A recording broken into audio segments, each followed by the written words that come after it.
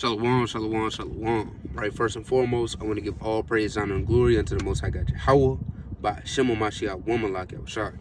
Right, Lord willing, brothers and sisters are enduring, waxing mightier and mightier through the Spirit, doing all that they can do to make their calling and election sure in these last days. Right, today I want to hop into a little bit of a quick exhortation, a cold cut, right, to being blameless, you know, and just having a good name. Right? Not being in all midst of wickedness and perverseness that goes on, right? But just being blameless, right? Let me get this quick precept in the book of Judith, right? Judith chapter 8. Because it's imperative in these last days, as us going out here and teaching this word, people look up to us, man, right? Whether you understand it or not, whether you believe it or not, right? The nations are looking at you, right? Other religions are looking at us, whether it be Christian, atheist, Muslim, Buddhist, right? 5%ers. All these people look at us, right? Because we have such a powerful movement. Because guess what? We had the truth. No one's able to come up sword for sword, right? No one's able to do that. This word is the truth is too powerful. You can't cut the truth, right? We know about your doctrine, and we will utterly obliterate it, and then we'll show you the truth, right? And stomp you out wherever you want to go. History, archaeology, prophecy. They can't hang with the words of the Lord, right? So they always look to point at us in every little thing that we do, right? Your beard's all raggedy, it's not shaved, it's not groomed. They look at all the little things, right? To point at us and to say that we're wicked for anything, right? So again, this is about being blameless, right? And to the carnal level, we don't care, right? But this is the book of Judah, chapter 8 and verse number 24. It says, "Now therefore, O brethren, let us show an example to our brethren, because their hearts depend on us," right? So the lives and the souls of a lot of Israel depends on chiefly you brothers that go out there on the highways and byways, right? Because we're at the forefront. We're the face of the nation, right? No matter how little you think you are, it's people watching you if you teach. It's people watching you if you read. It's people watching you hold posts. They know who's behind the camera, right? They notice when a brother's missing from camp and he's not there no more. They type, "Damn, where the brother been at? I ain't seen him in such and such." They notice all these things. So guess what? We have to be blameless, because these people depend on us, right? The nation depends on us. Sisters, the nation, the younger women, they depend on you, right? So we have to be blameless. Let's go into a few of the classics.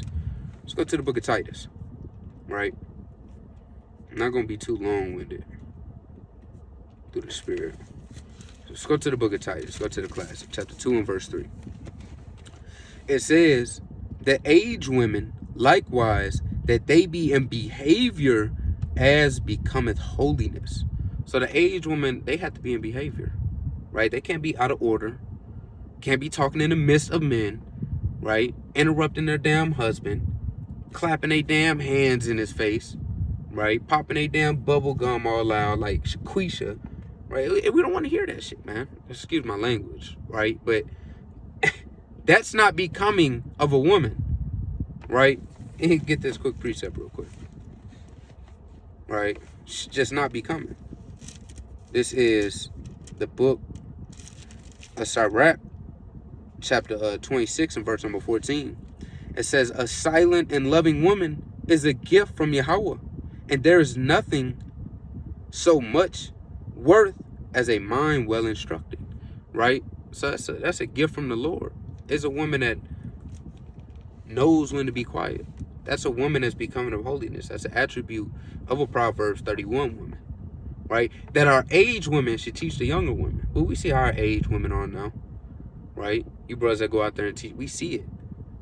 In the wintertime, it was nothing but old 304s out there, man. And quite frankly, I'm sick and tired of seeing it, right? Hope all your damn high heels snap when you walking in there. All you Eves dressed like harlots, right? And all you Jake that's running up behind these harlot Eves, you being a whoremonger. We tired. It's so sore vexing, man, to see all this on a weekly, day in, day out basis. But they can do that because they're a part of this world. You're not. You're different. You want to know why? Because you had His truth. You had the knowledge. You have understanding, right? The Lord has imparted you with certain wisdoms. We'd be fools not to use this wisdom. It's a saying that I always like to say on the highway and byways, right, to people in the world. Each one teach one. It's simple, but we fail to do that.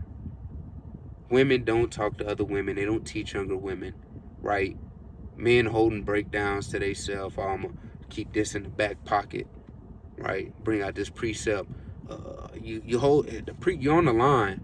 You got a precept that go perfectly with the topic, but you're going to hold it for when you teach. So you bring out that precept. So you're exalted. It's not about a you thing here, man. It's about a nation thing. They look at us and point fingers at the nation. They don't care what camp you're with. They don't care if you're an individualite. You got fringes on. You claim to be an Israelite. You're the same hate group as them. That's what they call us, right? You're the same BHI as them. There is no distinguish between us. I don't know if y'all know, but or remember the story a few years ago. There's a man that went and shot up some Edomites or Amalekites, right? And they say he used to be in the Israelite group. And they blamed all of us for that, right? There's no disassociating yourself. That's why we have to be blameless, right? We have to teach one another. We have to strive for the truth unto death, right? So let's keep reading on this in Titus 2 and 3. It says, the aged woman likewise, that they be in behavior as becoming holiness, not false accusers, right? So you're not just going around giving out false information on people, spreading rumors, lying, gossiping, right? Dropping the damn new tea. Well, we're not here for that, man. We're not here to hear you speak, right, down on this sister, or you speak down on this, but we're not here for all that, man. We're tired of the folly that's going on in Israel. We sick of it, right? Let's get back to the scriptures, man. Let's get back to the beautiful, edifying breakdowns. Let's get back to tearing down these strongholds of our people. Let's get back to cutting these doctrines up, right? And being blameless, right? But a lot of people are so caught up in folly, foolishness, right? They looking for the next boot kiss. They're looking for the next Eve to get put in her place. They don't care about the sincere edification. It's a problem with our people because we weren't taught right. We don't care about when you see somebody cast down the damn black, right? Or the damn weed. It's not what our people looking for. They're looking for entertainment. Well, this truth isn't entertainment, right? Let me get this real quick in Revelation. This truth ain't entertainment, man. It's not sweet. And the sooner Israel comes to realize that, the better off we'll be. When we get all the fakes out of her, right? When the Lord separates the wheat from the damn tares, right? It's Revelation chapter 10 and verse 9. And I went unto the angel and said unto him, give me the little book. And he said unto me, take it and eat it up. And that's this truth. This book is the truth. You have to take this truth or the cup that the Lord gives you, right? And you have to eat it up or drink of that cup. Can't spit it out. Can't say, well, I'm going to just take a sip. You stick your damn tongue out and say it's nasty. No. Like when you get your damn your kids wine at the Passover, right? You get them the little bit of Mogan David or the Manny Schutz, right? You get them a little bit of that. And they, it's nasty, right? Again, not having no understanding, but you can't do that with the cup that the Lord gives you. And you can't do that with this truth. You can't reject certain things and like other bits of it, right? You have to take this whole thing. or nothing at all. So that's the deal, man. Right? You either get the whole thing or just leave it. Right? It says, and he said unto me, take it and eat it up, and it shall make thy belly bitter, but it shall be in thy mouth sweet as honey. Now, let's go through that. When you eat something, the first thing it touches is your mouth. It's going to be sweet. The truth is going to be joyful, right? You're going to hear all the blessings that we're going to have, right? How we're above all these other nations and the things that's soon to come. But guess what? The bitter reality is you got to be a bigger man. You got to be the bigger woman. You have to reconstruct everything that you thought you knew. The Lord said you have to come as a little babe. And if you don't, you're not making it into the kingdom. So you have to reprogram your mind, relearn. And the Lord don't give a damn about your age. Let's start there. You could be 99, right? You could be as old as as Enoch, right? You could be as old as Noah, right? You could be as old as Adam. The Lord doesn't care, man. He don't care about your damn age, right? So you have to be reborn. They say in the world you can't teach an old dog new trick. Well, you better learn new tricks, right? You better not be that proverb. So we have to present ourselves new, renewed. You have to eat of this thing, and it may seem sweet, right? But guess what? When you really digest this truth, you're going to realize how bitter it is and what really comes with it. Trials, tribulation, these things, temptation, these things aren't strangers to men, right? The Lord says great travail, it comes with, let me get this real quick. I don't even want to roughly paraphrase it. Let's get it real quick in the book of Sirach. Chapter 40 and verse number 1. It says, great travail is created for every man. It's speaking about women too. You're not exempt, right? And heavy yoke is upon the sons of Adam from the day that they go out of their mother's womb to the day that they return unto the mother of all things. So, hey, there's a great yoke upon it, a heavy yoke upon all of us, right? From the day that we go forth, right? What they say, you already got 2 strikes when you're born. So from the day that we go forth, a heavy yoke is placed upon us. And don't think you can get out of it. You're not exempt to that, right? So again, we have to be coming of holiness, set apart, understand the reality of what we're doing here, what our mission is, sealing the hopeful elect, man, right? We go out there, what do we want to do?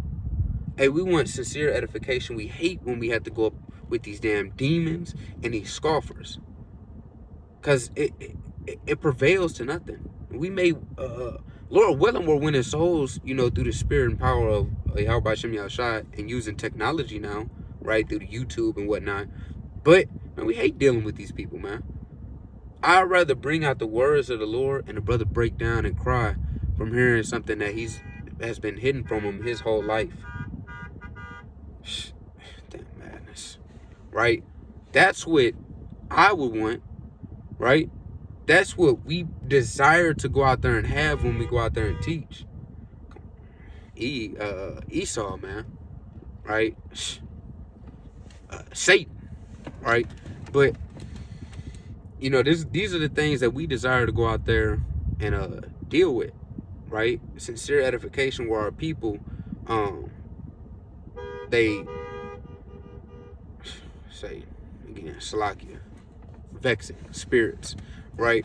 But we desire to have that sincere edification, right? Where our people truly hearken unto the word, we're able to plant that seed, right? They're able to hearken unto it and grasp it, right? And Lord willing, come back around, right? That the Lord increases their spirit, right? That they're able to start supping with these words and get an increase, right? And come into this truth and be a part of the hopeful elect. These are the things that we earnestly desire going out there teaching on the highways and byways. That's what all men should desire. Because the quicker that happens, the quicker we get up out of here. right? But I'm going to go back to that Titus 2 and 3. It says, not giving too much wine, teachers of good things, right? And we don't have a lot of aged women teaching the younger women. They're all to themselves, set apart, right? Kind of just figure it out yourself. You say, oh, I don't got no sister friends in this truth. Well, y'all got to start teaching one another, right? Just as the men do, right? Men, we go out, we congregate amongst one another. We build the bond and unity of brotherly love. Same thing has to go for the sisters. You don't just sit at home and sit in the corner all day, right? We have to build this thing up because we're building a nation up, right? It says that they may teach the younger women to be sober, to love their husbands, right? And we're not teaching that anymore. That's something that we fell short in. You're not teaching the younger women to love their husbands, right? To be sober, right? Women now they're being loud, clamorous, popping their damn gum, snapping their wrists, talking over men, talking in the midst of men. Just madness, right? We don't want to hear that, man, right? Let's get a quick precept in the book of Sirach. Classic. Chapter 26 and verse number 14. It says, a silent and loving woman is a gift from Yahweh, and there is nothing so much worth as a mind well instructed. So a silent and loving woman, she's a gift from the Lord, right? She knows how to serve her husband. She knows what her husband wants, right? He doesn't have to ask, right? She's well-pleasing unto him, right? And it says, and there is nothing so much worth as a mind well instructed. You're able to take instruction. You've been instructed on the right way to go and you follow. If you're not a brutish woman, right? You take heed to the instruction. These are things that the aged woman should be teaching the younger women, right? And if you're married and you have wisdom to drop on unmarried sisters, whether you're an aged woman or not, it's also good things to have. Again, each one has to teach one. That's why we do these videos. Again, it's why we make the exhortation and the cold cuts. We do that for the uplifting of the nation and teaching things that people may not know, right? Let's get this quick precept in the book of Romans. Chapter 15. It's like you're holding a lot of precepts. Romans 15 and 4. It says, for whatsoever things were written aforetime were written for our learning. So just like the things in these scriptures were written aforetime for our learning, so is the experiences that we go through today. Same way David may have failed to sin, the same way Solomon may have failed to sin. These are accounts for learning. He failed to sin. Why? Why did this brother go off? Why did the Lord take the spirit from Saul? Right? Why did the Lord put the spirit on Paul? Right? What things were they doing? You know what I mean? Like, we had to look at these and realize these are our forefathers and foremothers. Just like they had experiences that they went through, we have them as well to teach our people. People say, oh, it's ancient, it's back in the day. It doesn't happen like that anymore. Yes, it does, right? We learn and go through things today in a modern sense that we could teach the young men, teach the young women, right? And that's why we need elders of elder women, elder men. And even if you're not an elder, you can still have wisdom from things that you've went through, right? That you can teach. No one's above learning. No one's above wisdom, right? So let's go back to that real quick in Titus. All right, Titus chapter 2, and verse number, keep going on 4. It says to love their children, to be discreet, chaste, keepers at home, good, obedient to their own husband, that the word of Yahweh be not blasphemed. And all this is for the word of the Lord to not be blasphemed, so that people can't gainsay and point a finger and say, I knew you was wicked, right? I knew the Israelite, I knew it was just cold, I knew it was a season, right? I knew you wasn't gonna endure it, right? That's why we had to teach our children these things in sincerity and in truth, right? And abide in them at all times so the Lord doesn't take the spirit from us. And they don't have a reason to point a finger and gainsay the words of the Lord. To mock this truth, right? And no matter what congregation you're in, like I said, it goes for all of us, right? Let's go back to this Judith 8:24. It says, now therefore, O brethren, let us show an example to our brethren, because their hearts depend on us, and the sanctuary, and the house, and the altar rest upon us, right? A lot of things rest upon our shoulders by going out there. A lot of things rest upon our shoulders because we know the truth. And guess what? There's a heavy judgment for knowing the truth and not abiding in the things that the Lord has told us to. Not doing what the Lord has commanded of us. There's a heavy judgment for that. Because you know better. Right? You are set apart. The Lord has chosen you, certain men and women and children, to be in this thing. Right? Let me get this real quick.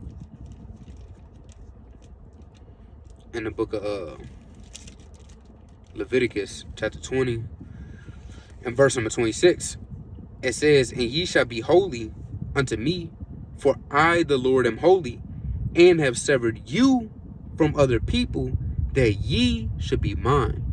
So the Lord has severed us. He's chosen 144 and 1/3 of Israel.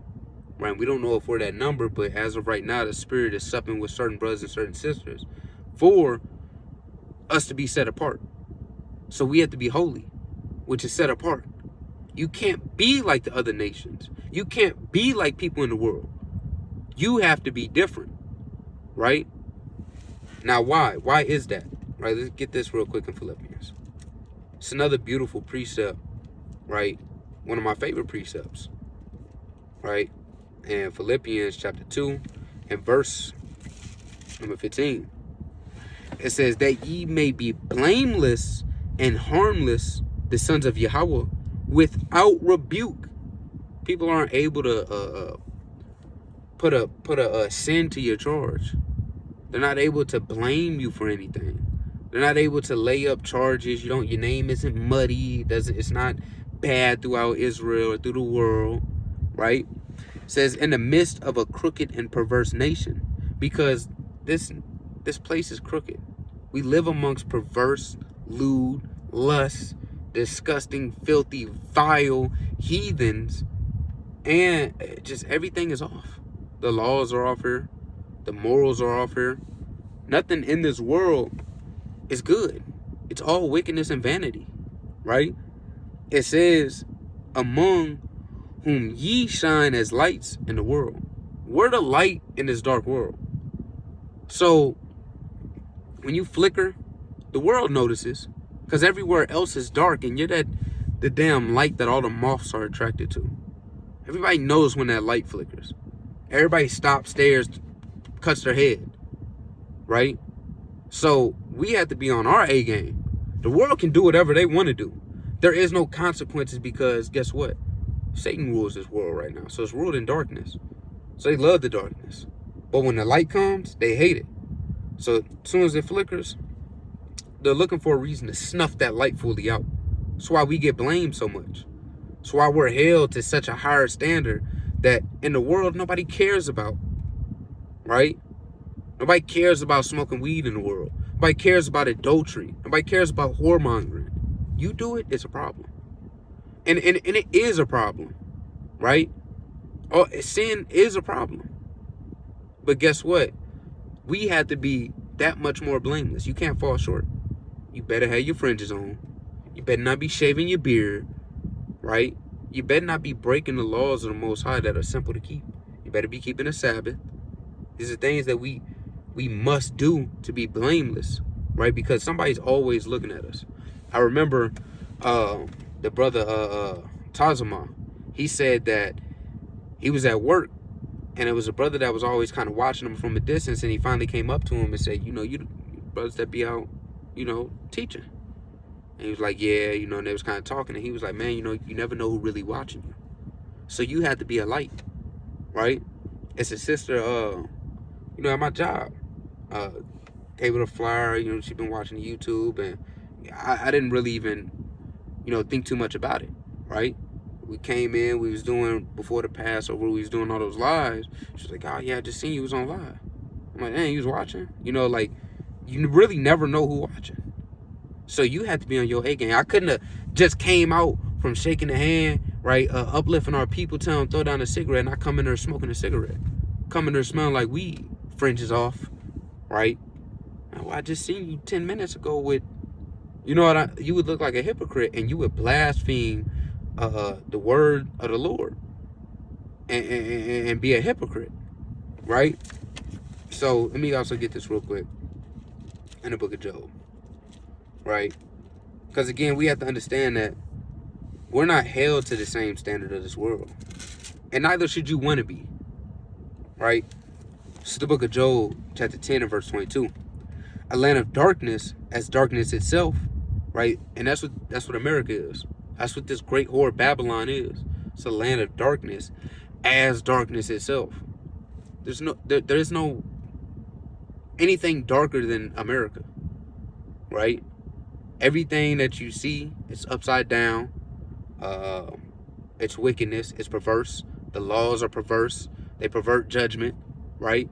In the court systems, you can buy off the judge. You can buy off the lawyer, right? The lawyers are saying, I give you for him, right? Your own lawyer's against you, and you paid him.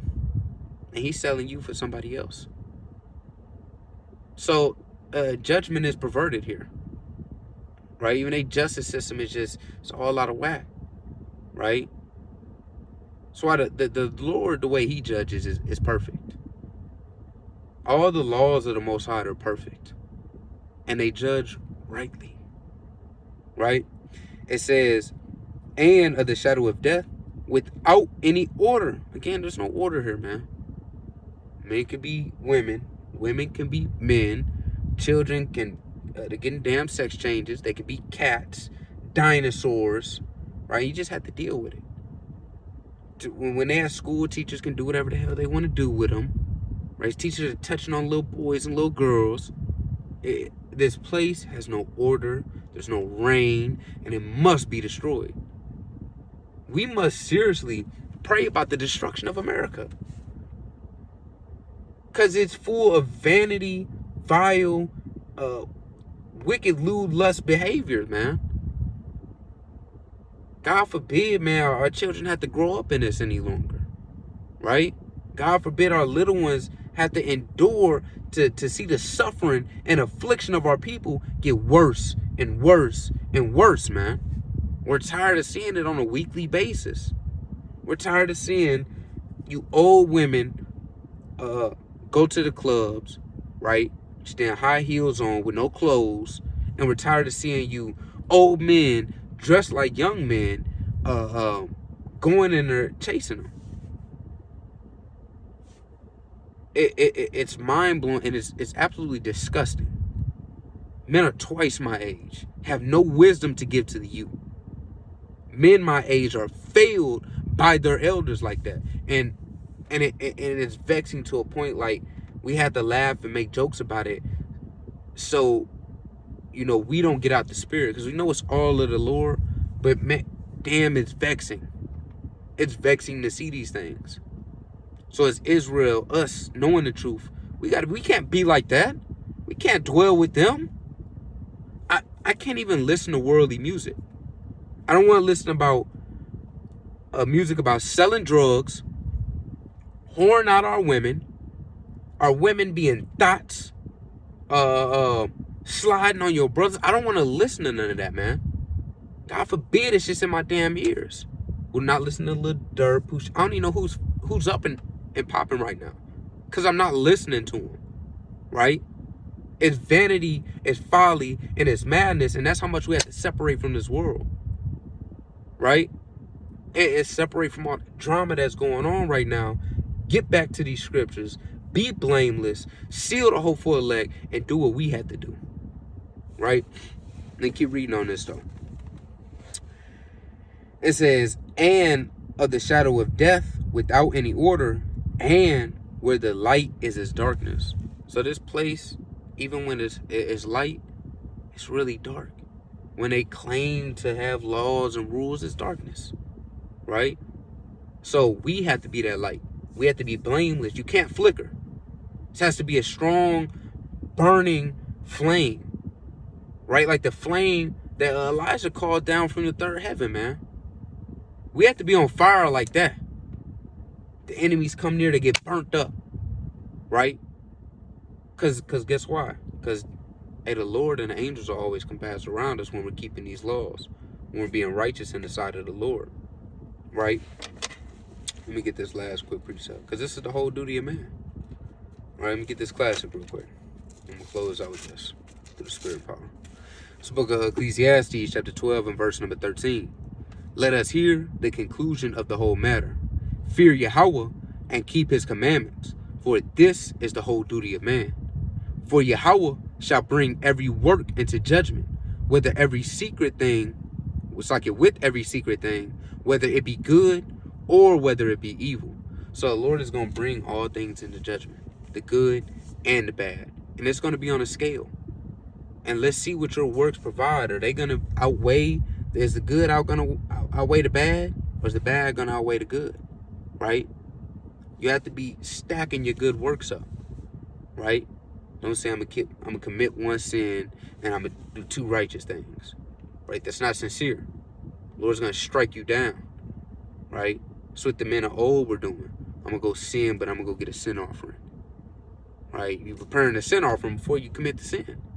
The Lord said he's pleased with if you would just do what he said rather than sacrifice. So let's do that, man. Let's do what the Lord says. Do these commandments of us. It's straight commandment. It's not hard. It's not grievous. Let's get back to this word. Let's get back to sincerely teaching our people. Cut the damn folly out and be blameless. Right? But with that, I'm going to give all praise, honor, and glory unto the Most High God Yahweh. By Shema Mashiach, woman like Yahushua. Kwam Yashalom. Shalom.